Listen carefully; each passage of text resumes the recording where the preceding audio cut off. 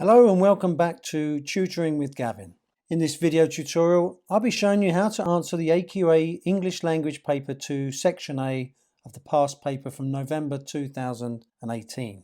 Section B of the paper can be revised by watching the playlist on transactional or non-fiction writing on this channel, which I'll direct you to at the end of the video. You're advised to spend about 15 minutes reading the two sources and another 45 minutes answering the 4 questions. The first source is a modern article and the second is an article from the 19th century. The first article is called All Cyclists Fear Bad Drivers, which was published in the Guardian newspaper in 2016. In this article, the writer Peter Walker explores how people who cycle in the city are at risk from other road users. So here is the article. All cyclists fear bad drivers. Ask most people who ride a bike regularly in the UK and they would happily recount a list of terrifying or alarming incidents caused by the deliberate actions of another road user, usually someone in a motor vehicle. My last such incident happened just under a week ago when a driver decided to overtake my bike very closely and at speed on a narrow residential street near my home in southeast London. I was unharmed, but the driver was gambling on the assumption that I would not, for example, hit a sudden pothole and swerve or wobble. Inevitably, the congested traffic meant I caught up with the driver at the next junction. His relatively minor but nonetheless very real roll of the dice with my chances of making it home safely that evening had all been for nothing. That's appallingly common. A couple of things must be noted. First, however distressing such incidents can be, and there is evidence they help keep levels of cycling in Britain as pathetically low as they are, riding a bike is still safer than many people think. The average Briton would ride 2 million miles before they suffered a serious injury. Secondly, while some are tempted to characterise such events as part of the war on the roads, it's nothing of the sort, not least as the majority of cyclists also drive, and would thus be somehow waging war on themselves. The thing to grasp is that it's about the person, not the mode of transport they happen to be using at that particular time. As well as cycling, I walk, I use buses and trains, sometimes drive, occasionally get planes. My personality is not changed or defined by any of those. I get the sense that all these forms of transport are populated by roughly similar proportions of idiots. They might push onto a train, barge past you on an escalator at an underground station, recline their plane seat just as the meals are being served. Driving is, however, different in one way. It is the sole event in most people's everyday lives where there is a plausible chance they could kill another human being. It's not about morals, it's simple physics.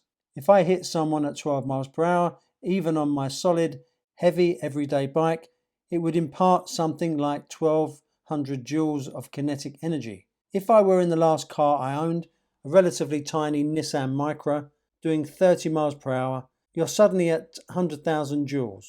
It's a very different impact. It's why police should take incidents more seriously than they generally do. It's why the driving tuition and testing system should be revamped to place more stress on drivers' vast, overriding responsibility to look out for and protect vulnerable road users, those not cocooned within a ton of metal. Next time you're in a car and you think a cyclist in front is holding you up, I'd urge you to hold 2 very clear thoughts in your mind. The first is this: despite the apparent belief of many drivers, cyclists are not obliged or even advised to ride in the gutter. If a rider is in the middle of the lane, it could be to stay clear of open doors on parked cars. It could be because the edge of the road is rutted and potholed. It might even be to stop drivers squeezing past when it would be clearly unsafe to do so. Also bear this in mind: even if you're absolutely convinced the cyclist is in the wrong, hold back and be cautious anyway. In the majority of urban traffic situations, your overtake will be a very brief victory. They'll pedal past again in the queue for the next red light or junction. But most of all, remember that these are human beings, unprotected flesh and bone, seeking to get to work, to see their friends, to return to their loved ones.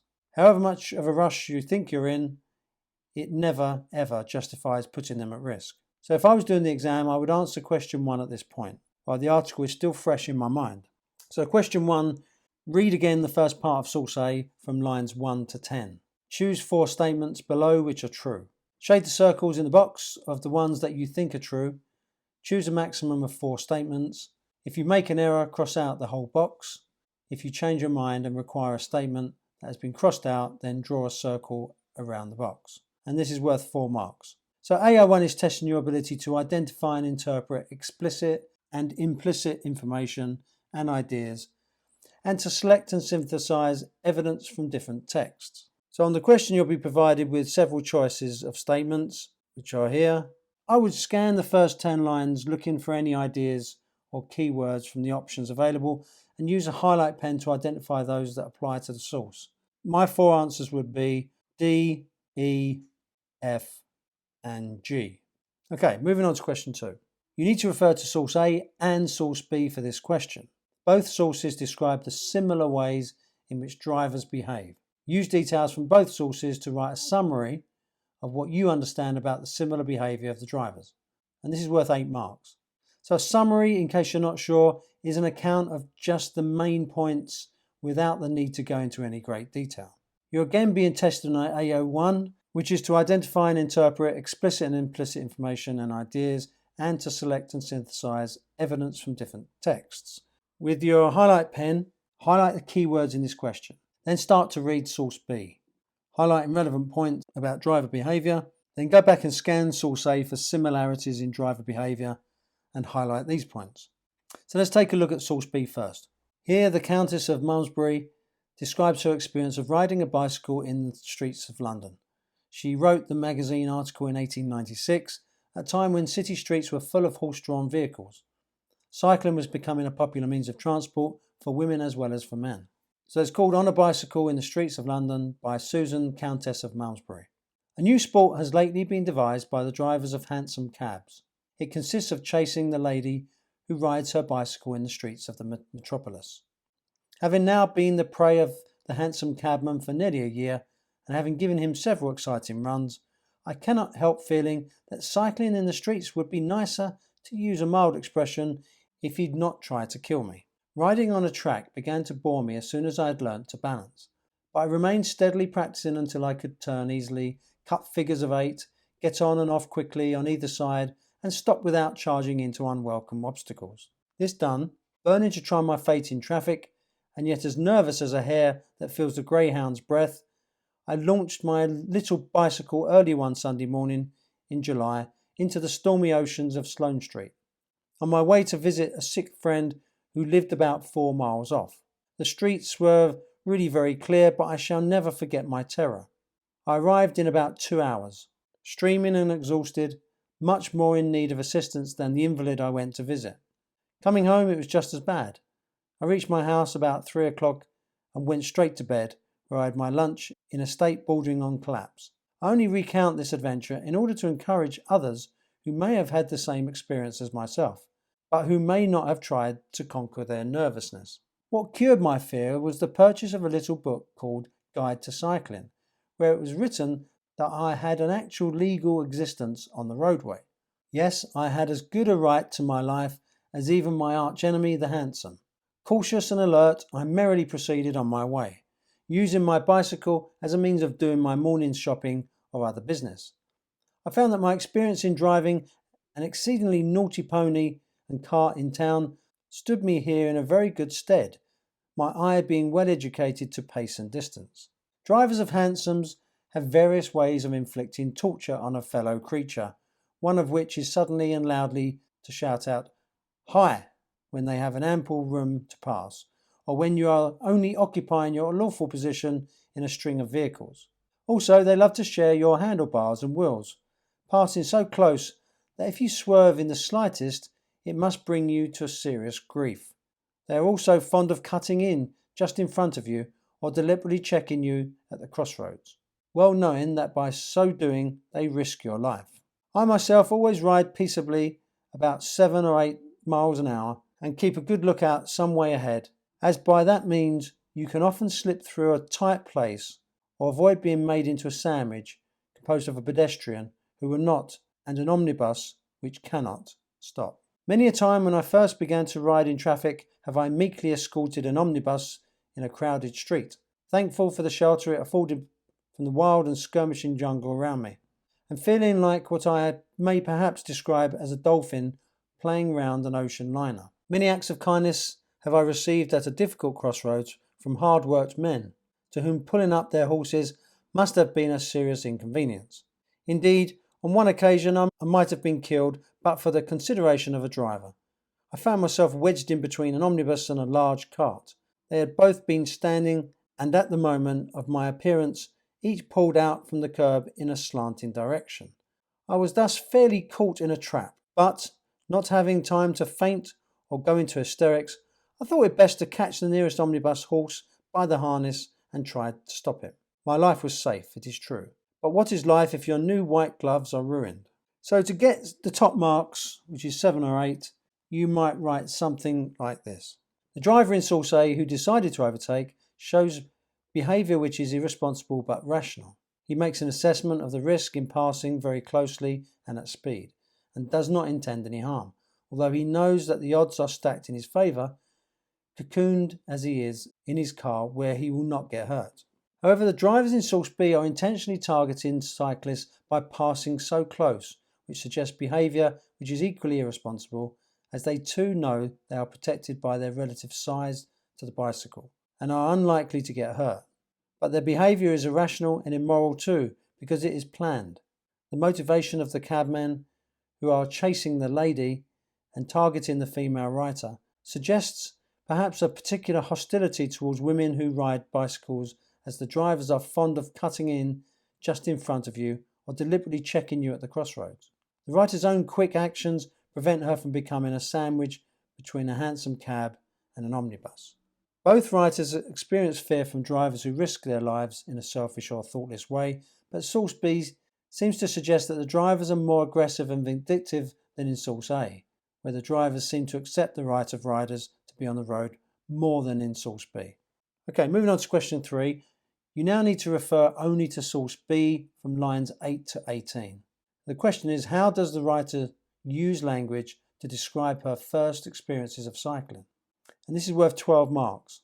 So this is testing your AO2 skills, which include explaining, commenting on, and analysing how writers use language and structure to achieve effects and influence readers, using relevant subject terminology to support your views. Read through the lines 8 to 18 again quickly, highlight the language techniques, effective words or phrases, any language features used, and the types of sentence forms.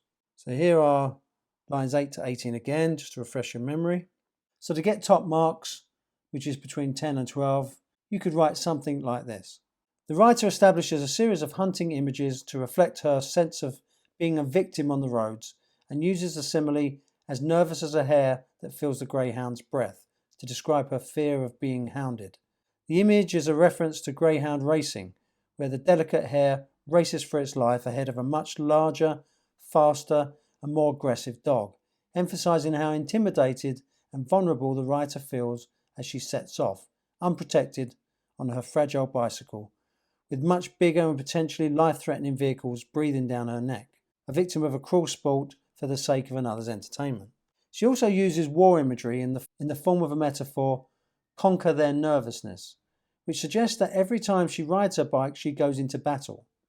Her use of alliteration, or sibilance, is also very effective when she says the stormy oceans of Sloane Street, which gives a sense of being in the middle of a great ocean during a storm, and the feeling of being exposed to the dangerous forces of nature. The writer also uses hyperbole to exaggerate her mental state during these dangerous bike rides when she says, in a state bordering on collapse.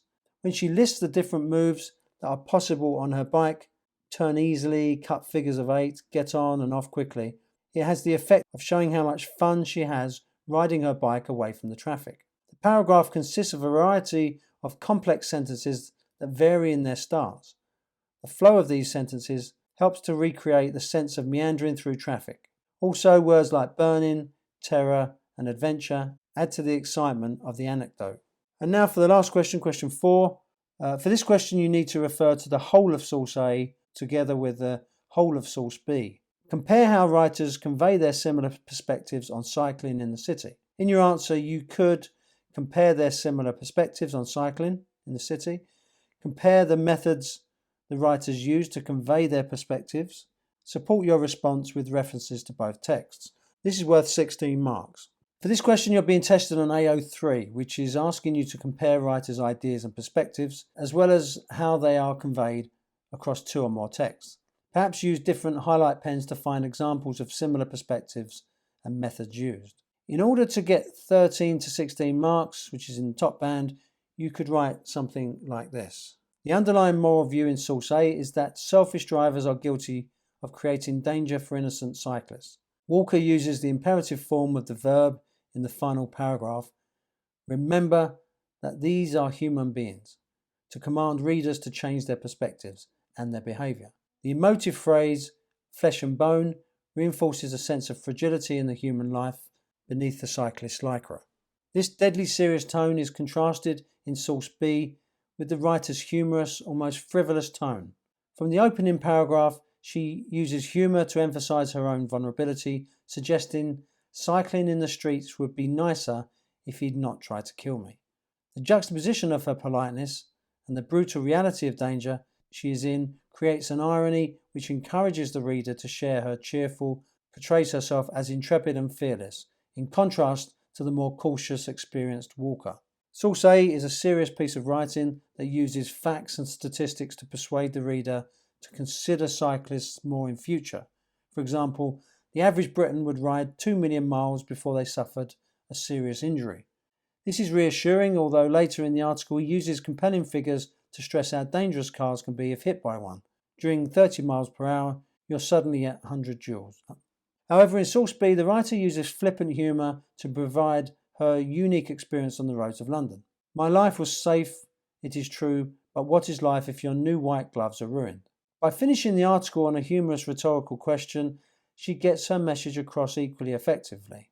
This humour provides a tone that makes the reader sympathise with her, showing that despite the aggressive drivers, she is still able to hold on to her sense of humour. Source A uses more dramatic imagery linked with gambling and the roll of the dice to suggest that writers take huge risks when cycling in London amongst the idiots. Source B, however, uses hunting imagery to use as an analogy, having now been the prey of the handsome cabman for nearly a year. She continues this analogy with nervous as a hare that feels the greyhound's breath, and I was thus fairly caught in a trap. Both writers address the rights of the cyclist, with source A focusing on selfishness and impatience, while source B is more about the novelty of seeing a woman cyclist in a previously male-dominated environment. A new sport has lately been devised of chasing the lady who rides her bicycle.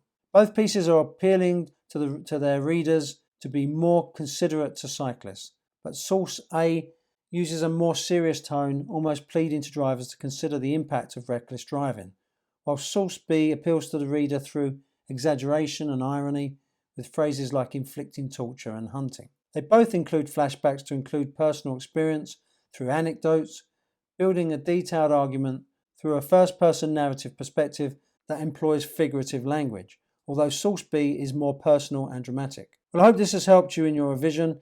If you like the video, please give it a thumbs up and please subscribe to the channel so that I can continue to make these video tutorials for free. Until next time.